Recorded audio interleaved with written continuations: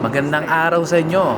Pupunta tayo ngayon sa Charity Ride for a Cause ng URCP Bulacan Chapter. Nagaganapin dito sa Barangay Tuktukan, dito sa Giginto, Bulacan. Konting sandali na lang, nandun na tayo.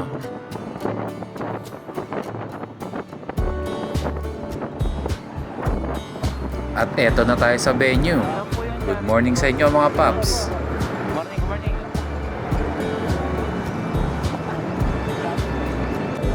Guys, good morning. Guys, good morning. Morning po. Hi, guys. So ayan, nag-ready nga pala kami ng almusal para sa mga riders na darating at para sa almusal nila. Ito rin yung attendance na kailangan ng fill upan para mabigyan namin sila ng certificate bilang patunay na umattend sila sa charity. Time-lapse muna habang kumakain ng lahat.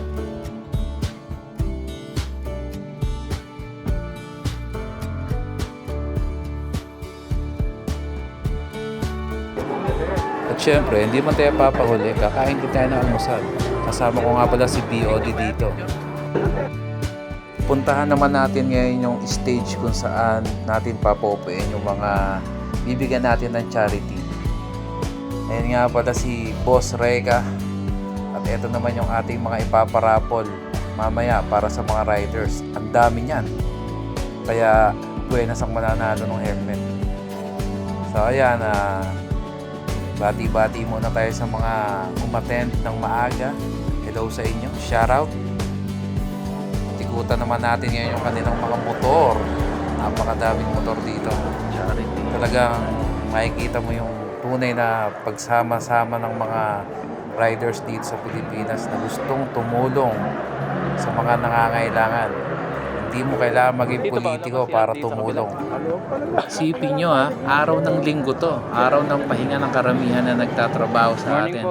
Pero karamihan sa kanila, talagang pupunta pa dito sa Bulacan para makapagbigay tulong sa nangangailangan. Kaya saludo ako sa inyo mga chong. Salamat sa inyong lahat. Siyempre, ano pa gagawin ng tito nyo?